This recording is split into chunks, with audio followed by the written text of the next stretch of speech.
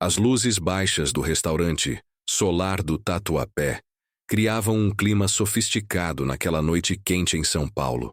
O salão estava cheio de executivos, advogados, investidores e políticos locais. No centro de uma das mesas mais reservadas estava Clara Ramos, uma mulher negra de 38 anos, impecavelmente vestida com um blazer branco de alfaiataria e brincos discretos de pérola. Ela mantinha uma postura serena, mas atenta, como quem observa mais do que fala. Ao seu lado, um homem de fala alta e gestos exagerados ria enquanto contava histórias sobre suas conquistas no mercado imobiliário. Era o seu marido, Heitor Cardoso, 44 anos, branco, arrogante e cada vez mais alterado à medida que as taças de vinho se acumulavam. "Esses novos contratos vão transformar a minha vida, Clara", disse ele, erguendo o copo como se brindasse consigo mesmo. "Você vai ver. O dono dessa empresa com quem estou negociando vai me colocar no mapa de vez." Clara sorriu brevemente, sem responder. Ela sabia exatamente com quem ele estava negociando. A noite seguia com pratos sendo servidos com pompa, garçons discretos e olhares se cruzando entre mesas poderosas. Heitor, no entanto, parecia cada vez mais incomodado com o silêncio da esposa. Num acesso de impaciência, ele se inclinou na direção dela e disse, num tom mais baixo, mas repleto de veneno: "Você fica aí, calada, como se fosse superior a todo mundo. Lembre-se que você está aqui porque eu permiti. Se fosse depender de você..." Clara arqueou uma sobrancelha, mas continuou em silêncio. Foi quando um dos sócios da empresa onde Heitor sonhava entrar no mercado, Marcos Alencar, entrou no salão. Ele parou ao ver Clara e imediatamente sorriu, vindo em sua direção. "Doutora Clara", disse ele apertando sua mão com respeito, "estamos todos esperando pela senhora para finalizar a proposta. A equipe está animadíssima com a sua decisão." Heitor congelou. O copo parou no meio do caminho até sua boca. Olhou de Clara para Marcos, depois de volta para Clara. "Esperando... por ela?" murmurou confuso. "Claro", respondeu Marcos sem perceber a tensão. "Afinal, a empresa é dela. A CR Ramos Participações é 100% da doutora Clara. Não sabiam?" O silêncio caiu como uma pedra no centro da mesa. O garçom, distraído, trouxe mais vinho.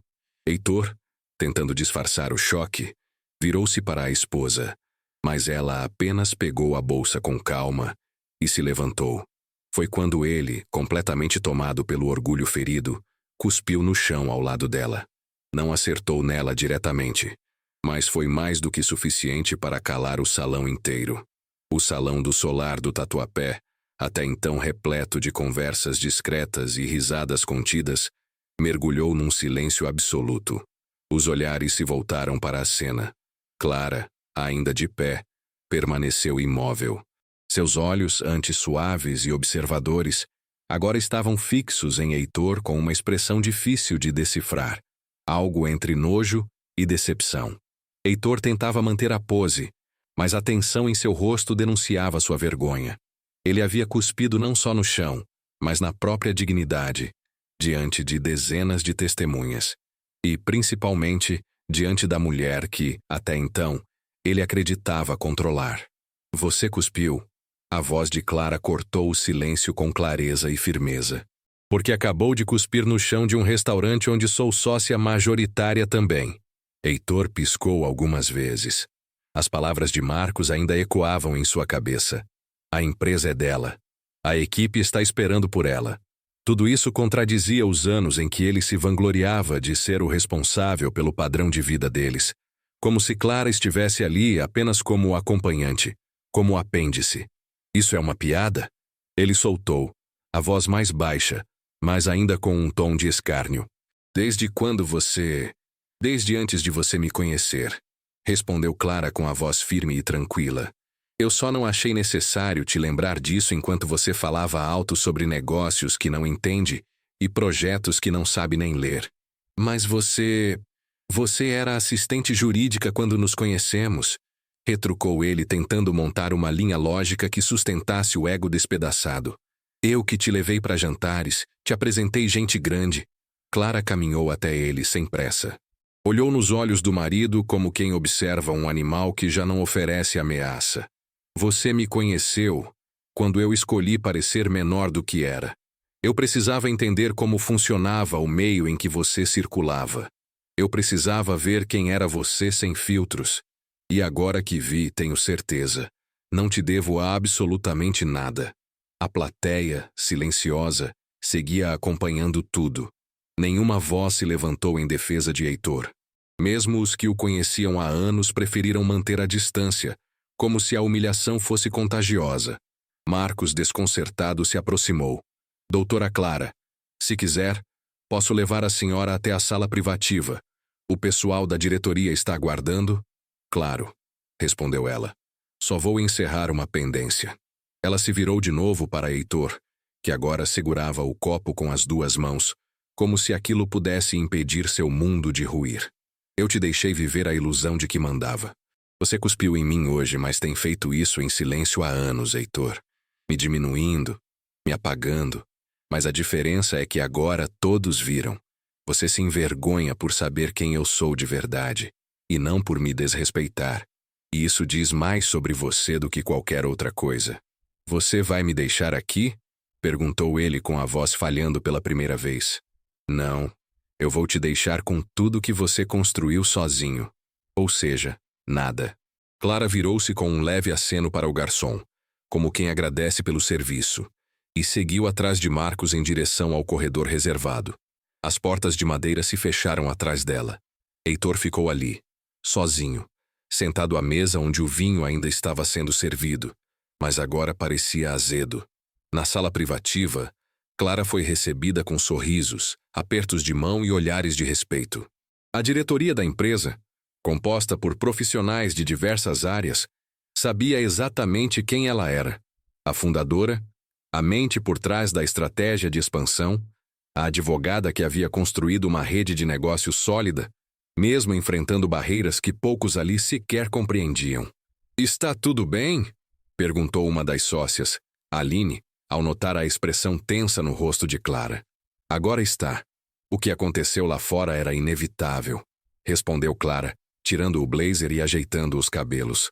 Vamos ao que interessa. A reunião seguiu com foco e precisão. Clara dominava cada ponto do contrato, conhecia cada cláusula, rebateu sugestões com argumentos fortes e, ao final, deixou claro que a decisão final viria dela. Não por orgulho, mas por responsabilidade. Enquanto isso, do lado de fora, Heitor tentava sair do restaurante, mas esbarrou em um velho conhecido, Rogério, um corretor de imóveis com quem ele havia fechado vários negócios nos últimos anos. Rogério, alto, branco, com aparência jovial, cruzou os braços ao vê-lo. E aí, campeão? Vi o show, disse com um sorriso cínico. Então sua mulher era a dona da empresa e você não sabia? Isso dá um bom podcast. Vai se foder, Rogério, respondeu Heitor empurrando-o de leve. Tá nervoso por quê? Só tá colhendo o que plantou. Quem trata a mulher como sombra não aguenta quando ela brilha mais que você. Heitor não respondeu. Saiu cambaleando até o estacionamento, onde seu carro importado parecia agora uma peça irônica do quebra-cabeça que sua vida se tornara. Sentado no banco do motorista, ele olhou para o volante como quem não sabe mais para onde ir. Dias depois, a história vazou. Um dos presentes no restaurante gravou parte da discussão e postou em uma rede social. O vídeo viralizou em poucas horas. Marido cospe em esposa negra sem saber que ela é dona da empresa, diziam as manchetes. Clara, no entanto, recusou entrevistas. Sua assessoria emitiu uma nota breve. O respeito não é opcional. Nossa energia está em construir, não em expor, mas que sirva de exemplo. Mulheres negras não devem mais ser silenciadas. A repercussão foi intensa. Clara recebeu apoio de diversas entidades, celebridades e anônimos que se viram representados nela. Foi convidada para palestras, entrevistas, encontros empresariais. Já Heitor enfrentou o contrário. Clientes cancelaram parcerias. O nome dele passou a ser associado a machismo, racismo e arrogância. E quando tentou responder publicamente, soou apenas como mais um homem desesperado por controle. Em uma dessas tentativas, gravou um vídeo mal enquadrado, com uma garrafa de uísque ao fundo e olhos vermelhos. Eu errei. Errei feio. Mas também fui enganado. Ela nunca contou quem era de verdade. Como eu ia saber? O vídeo foi ridicularizado nas redes. O público não perdoou. Os comentários eram impiedosos. Não foi enganado. Só nunca prestou atenção. Num sábado de manhã, semanas depois, Clara caminhava pelo Parque da Aclimação, tranquila, respirando fundo. O celular tocou. Era Aline, a sócia da empresa. Fechamos com o grupo europeu. Querem que você assuma como presidente do conselho. Ótimo, respondeu ela com um sorriso. Mas só aceito se puder continuar tocando meu projeto com meninas negras em formação jurídica. Já está no contrato. Clara desligou o telefone. Observou crianças brincando à beira do lago e sorriu. Finalmente, a vida começava a ter o peso certo. Leve onde importava, firme onde precisava. E livre, acima de tudo. O telefone tocou exatamente às 07h15 da manhã de uma segunda-feira. Do outro lado da linha, a voz trêmula de uma mulher tentava se conter. Dona Clara, desculpa incomodar tão cedo. É a Luciene, mãe da Yasmin. A senhora disse que podíamos ligar se acontecesse alguma coisa. Clara, que já estava acordada tomando seu café preto sem açúcar, colocou a caneca sobre a mesa da varanda e se levantou com atenção. Claro, Luciene. O que houve? É que minha filha recebeu uma proposta de estágio num escritório no centro, mas pediram que ela ajustasse o cabelo para passar uma imagem mais profissional. Ela chegou em casa chorando, dizendo que talvez largasse tudo. Clara fechou os olhos por um instante. Respirou fundo. A cena descrita por Luciene era antiga, repetida, comum demais para ser normal. A violência sutil, velada, disfarçada de padrão estético corporativo. A mesma violência que ela, décadas antes, aprendeu a suportar, mas jamais a aceitar. Fique tranquila, eu vou conversar com ela hoje. Me mande o endereço desse escritório também. Já sei como lidar com isso. Desligou. Em vez de irritação, Clara sentiu foco. O mesmo que a guiava desde o dia em que fundou em segredo a Instituto Raiz. Um projeto social que preparava meninas negras para o mercado jurídico. Treinamento técnico, sim, mas sobretudo psicológico, emocional, político. Porque vencer, para elas, exigia muito mais do que diplomas. Enquanto isso, do outro lado da cidade, Heitor acordava em um apartamento alugado no centro, bem mais modesto do que o triplex onde morava com Clara. As paredes eram brancas, sem quadros. A geladeira quase vazia. O silêncio fazia eco. Seu nome ainda era assunto nas redes, não por mérito, mas por escândalo. Tentara de tudo para recuperar a reputação, inclusive propor parcerias a antigos contatos, mas todos recuavam discretamente. Sua figura era tóxica demais para qualquer marca. Pela primeira vez, sentia o que era ser ignorado por completo. A sensação de invisibilidade o corroía. Não havia palanque, não havia plateia e, pior, não havia controle.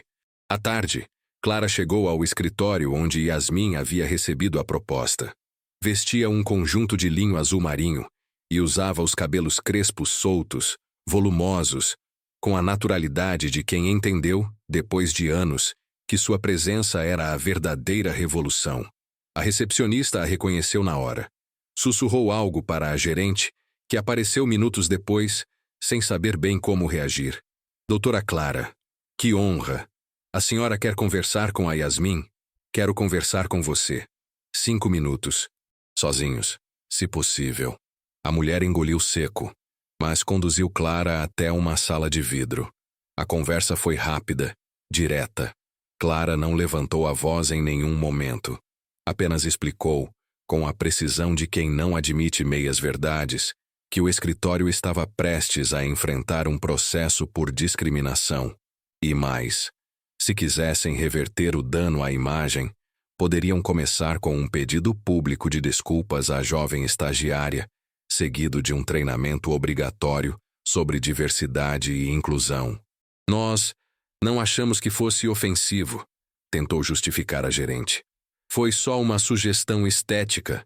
Sugerir que uma mulher negra ajuste seus cabelos para parecer profissional é ofensivo, sim, e ultrapassado. A boa notícia é que ainda dá tempo de aprender. A má é que vocês não têm mais espaço para ignorância. Não em 2025. Deixou o cartão sobre a mesa e saiu. Na calçada, Yasmin esperava. Tinha os olhos vermelhos, mas a postura ereta. Vai entrar com processo mesmo, doutora? Vou sim. E você vai ser a primeira de muitas a se recusar a baixar a cabeça. Yasmin sorriu emocionada. E pela primeira vez desde o ocorrido, parecia respirar com mais liberdade. Nos dias seguintes, Clara voltou a se dedicar integralmente à expansão do Instituto Raiz, agora com financiamento direto da empresa que ela presidia e parceiros internacionais interessados em replicar o modelo no exterior. Jornalistas, professores, líderes comunitários passaram a visitar o espaço, onde meninas de 14 a 22 anos aprendiam sobre direito constitucional, liderança, oratória e também sobre identidade, resistência, pertencimento. Um documentário independente começou a ser produzido sobre sua trajetória. Ela aceitou participar, desde que incluíssem outras mulheres negras em posições de poder. Disse: "A história não é sobre mim. É sobre o que fazemos quando o mundo tenta nos empurrar para o canto e a gente responde ocupando o centro." Heitor, por outro lado, começava a dar sinais de colapso. Foi flagrado discutindo com uma funcionária de um café ao lado de seu novo prédio, reclamando do valor de uma torrada. Tentava ostentar com um relógio antigo e roupas que já não condiziam com sua nova realidade. Uma de suas últimas tentativas de voltar à ativa foi procurar um influenciador digital com quem tinha amizade. Queria contar seu lado da história. Queria dizer que foi vítima de manipulação emocional, que não sabia da verdadeira Clara. Mas a entrevista nunca foi ao ar. O influenciador decidiu não publicar o vídeo após assistir ao material bruto. Disse que não queria se associar a um homem que falava de racismo como se fosse um mal-entendido social. Numa noite de sexta-feira, Clara foi convidada para abrir um evento da OAB com o tema Mulheres Negras na Liderança Jurídica. O auditório, lotado, aplaudia de pé enquanto ela subia ao palco. Sem slides, sem teleprompter. Apenas ela, o microfone e a verdade. Quando uma mulher negra ocupa um lugar de poder, não é sorte, é resistência, é esforço dobrado. Porque, além de construir, ela precisa sobreviver aos ataques de quem acha que ela não deveria estar ali. Fez uma pausa. Eu não sou exceção. Sou fruto de uma rede. De outras Claras, outras Yasmins, outras Lucienes. O que me diferencia é que eu tive coragem de não aceitar migalhas. E agora, mais do que nunca, estou aqui para garantir que nenhuma de nós aceite menos do que merece. Aplausos, gritos, gente chorando, gente sonhando. Do lado de fora, sentado num banco da Praça Roosevelt, Heitor assistia a um trecho do evento pelo celular. Alguém havia postado um corte no Instagram. O rosto dela no palco, os aplausos, a clareza com que ela falava. E então, como um soco, ele entendeu. Jamais a conheceu de verdade. Nunca se interessou em conhecê-la. E agora era tarde demais.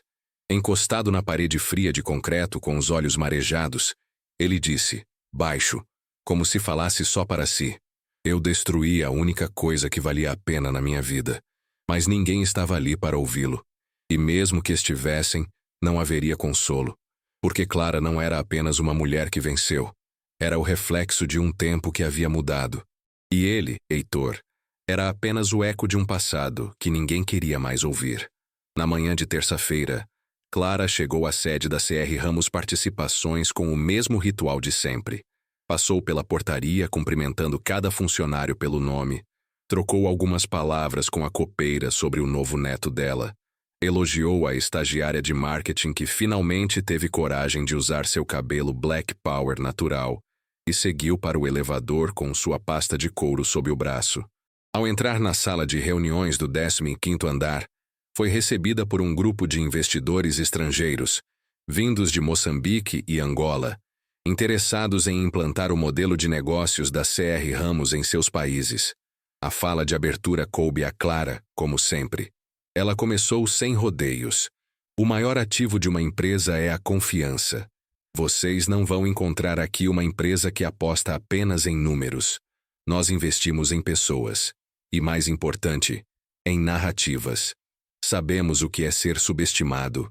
E é por isso que entregamos mais do que prometemos. Os empresários assentiram, impressionados. Havia algo em Clara que não se media com gráficos. Era uma presença que misturava elegância com autoridade, sem arrogância. Era alguém que sabia exatamente de onde veio e para onde ia. Ao final da reunião, um dos diretores angolanos pediu para tirar uma foto com ela. Disse que queria mostrar à filha de 9 anos quem ela podia ser no futuro. Clara sorriu, comovida. Sabia que aquelas imagens que circulavam silenciosamente em centenas de grupos e redes impactavam vidas muito além das que ela conhecia pessoalmente. Enquanto isso, no outro lado da cidade, Heitor enfrentava sua nova rotina. Acordava tarde, enviava currículos que ninguém respondia, circulava por escritórios pequenos oferecendo parcerias, todas recusadas com justificativas vazias. Seu nome ainda pesava como chumbo nos bastidores empresariais. Certo dia, decidiu visitar o antigo prédio da empresa onde costumava trabalhar antes de se tornar marido da Clara. Na recepção, tentou puxar conversa com um estagiário, mas ninguém o reconheceu. Pior, o segurança que o abordou na entrada não o deixou subir. Só com autorização da diretoria. Mas eu fundei a área de expansão aqui, protestou Heitor. Infelizmente, senhor, isso não consta em nenhum registro atual. Precisa de autorização. Saiu dali com um gosto amargo na boca. Não era apenas uma questão de orgulho ferido. Era a realidade nua e crua. Ele se tornara irrelevante. O nome que ele jurava ser forte o suficiente para abrir portas, agora servia apenas para fechá-las. No sábado, Clara foi convidada para uma cerimônia no Teatro Municipal de São Paulo. Seria homenageada com o Prêmio Dandara, voltado para mulheres negras que transformam estruturas. A noite foi grandiosa. A plateia era composta por líderes sociais, artistas, juristas, empresários, estudantes, mães solteiras, sobreviventes de um sistema que, por muito tempo, negou seus rostos e vozes. Ao subir no palco, Clara não levou nenhum discurso escrito. Falou como sempre falava, com o corpo inteiro, com a alma exposta, com a firmeza de quem já não pedia licença para existir. Disseram que eu não tinha perfil, que meu cabelo era exagerado, que minha presença incomodava. Me disseram que eu era forte demais, impositiva demais, independente demais. E hoje estou aqui. E digo mais, não mudem para caber. Façam eles alargarem as estruturas. Foi ovacionada por minutos.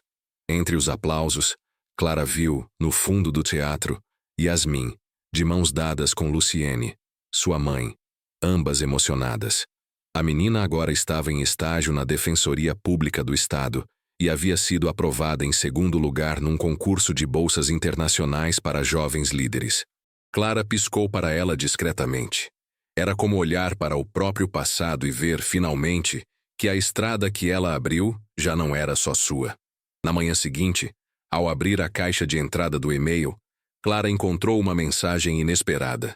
O remetente era heitor.cardoso@email.com. O título, Desculpa. Pensou por um instante antes de abrir. Respirou fundo. Leu. Clara, não sei se você vai ler. E se ler, não sei se vai acreditar. Mas depois de tudo, me sinto na obrigação de dizer, eu errei. E não foi pouco. Eu te tratei como acessório, como alguém que existia em função de mim. Eu falhei como marido, como parceiro, como ser humano. Ver você de longe agora, brilhando, me faz perceber que você sempre foi muito maior do que eu podia compreender. Talvez por isso eu tenha tentado te diminuir. Por medo. Não escrevo isso esperando perdão, nem reconciliação. Só queria reconhecer em palavras aquilo que você já sabia há muito tempo. Você venceu. Você sempre esteve à frente. E eu só consegui perceber isso quando já era tarde demais. Cuide-se. De verdade. Heitor. Clara ficou olhando para a tela por alguns minutos. Não havia mágoa em seu peito, apenas uma estranha compaixão, não por ele, mas por todas as mulheres que ainda viviam presas a homens assim. Fechou o e-mail. Não respondeu. Não era necessário. Num evento do Instituto Raiz, dias depois, uma das alunas levantou a mão no fim de uma oficina. Dona Clara, como a gente faz para continuar mesmo quando tudo parece contra a gente? Clara sorriu. Caminhou até a jovem, olhou em seus olhos e respondeu: a gente continua porque parar é entregar a vitória a quem nunca lutou. A dor existe sim, mas ela não é o fim, ela é só o empurrão. Fez-se silêncio por alguns segundos. Depois, a sala inteira começou a bater palmas.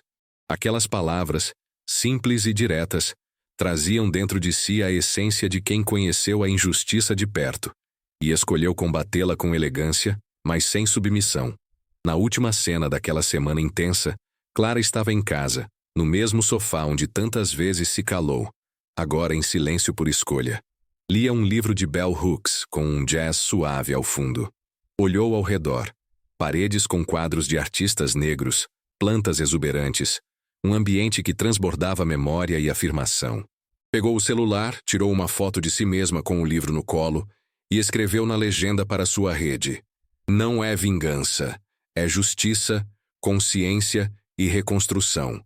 E, acima de tudo, liberdade. Publicou. Em poucos minutos os comentários começaram a chegar. Entre eles um simples: obrigada por não desistir de ser quem você é. Clara sorriu. Ela sabia. Tudo aquilo valia a pena. E ainda era só o começo. O outono paulistano deixava as ruas com uma luz mais dourada naquela tarde de domingo. Clara caminhava sozinha pela Avenida Paulista. Sem seguranças, sem assistentes, sem a necessidade de provar nada a ninguém. Usava um vestido de linho claro, sandálias baixas e os cabelos soltos ao vento. Era a última tarde livre antes de embarcar para uma série de compromissos na Europa. Encontros com ONGs, universidades e organismos internacionais que queriam replicar o modelo do Instituto Raiz em outros continentes. Ela parou diante da vitrine de uma livraria e observou seu próprio reflexo. Atrás dela, a capa de uma revista destacava sua imagem com o título A Mulher que Virou o Jogo, Clara Ramos, Justiça em Movimento. Um casal ao lado comentou em voz baixa, sem notar que ela estava ali. É ela, aquela do caso do restaurante. A mulher é gigante. Clara sorriu discretamente e entrou na loja. Não precisava mais se esconder, nem caber em molduras alheias. Pegou 2 livros, um de literatura africana contemporânea e outro sobre educação em territórios periféricos. Quando chegou ao caixa, o atendente, um rapaz de cerca de 20 anos, parecia nervoso. Eu só queria dizer, a senhora mudou a forma como minha mãe se vê.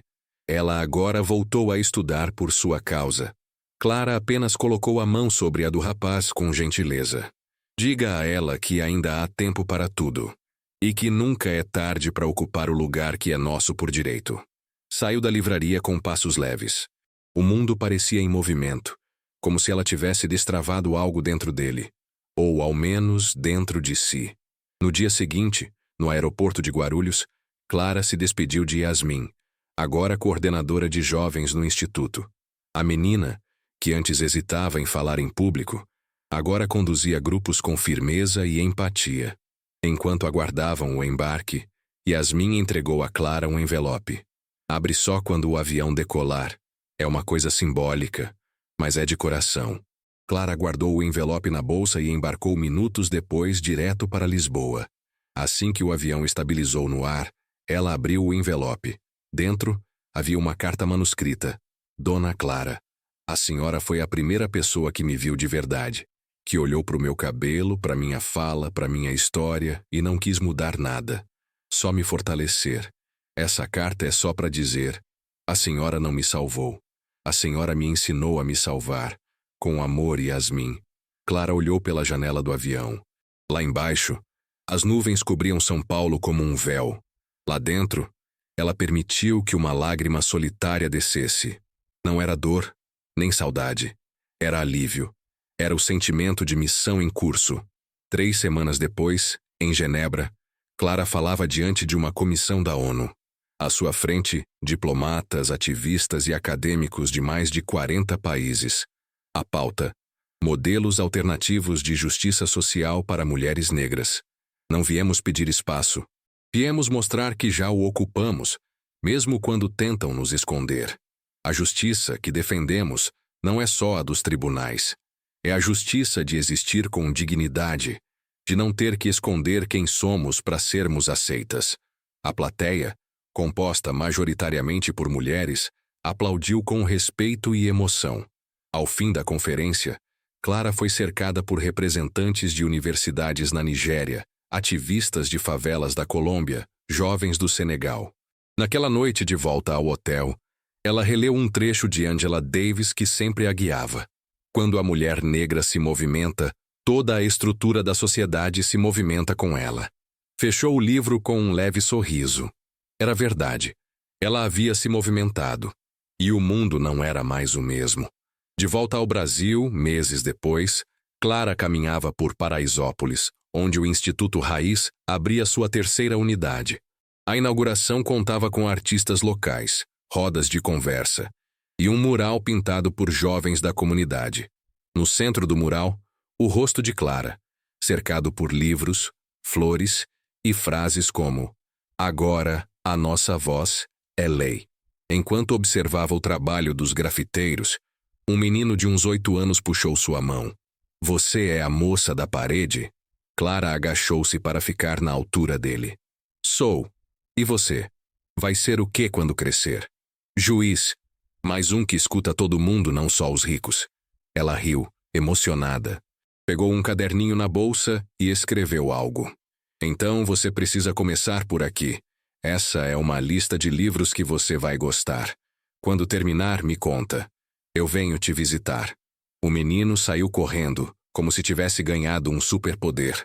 Em outro canto da cidade, Heitor passava despercebido na fila do SUS. Já não usava roupas caras, nem relógios vistosos. Tinha perdido a maioria dos bens em processos judiciais e dívidas acumuladas. Ninguém o reconhecia mais, e ele também já não reconhecia a si mesmo. Um amigo antigo tentou lhe dar conselhos, sugerindo que ele escrevesse um livro. Talvez contasse sua história de queda como um alerta. "Ninguém quer ouvir a história de quem perdeu tudo por orgulho", respondeu ele cabisbaixo. "A vida já contou por mim." Passava os dias em bibliotecas públicas, tentando estudar para concursos de nível técnico. Dizia para si mesmo que ainda podia recomeçar, mas no fundo sabia. Jamais voltaria a ocupar o lugar que achava que merecia, porque aquele lugar nunca foi dele, e ele só percebera tarde demais. No encerramento do ano, Clara participou de um evento no MASP, onde foi homenageada como uma das 100 mentes transformadoras do Brasil contemporâneo. Durante sua fala, voltou ao ponto que repetia desde o início. "Essa vitória não é minha. É de cada mulher preta que se negou a abaixar a cabeça, mesmo quando tudo parecia dizer o contrário. É de cada uma que decide que não será moldada, mas que moldará o mundo ao seu redor. E o mais bonito", continuou, olhando para a plateia, "é saber que ainda nem começamos, porque o futuro tem a nossa cara, e ele já começou." Os aplausos vieram de pé, demorados, reverberando como um tambor ancestral.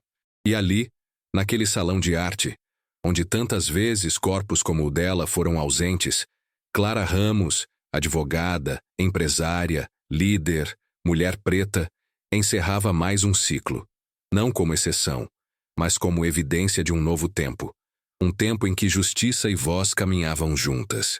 E desta vez, não havia ninguém tentando apagar sua luz, porque ela já iluminava demais para ser ignorada.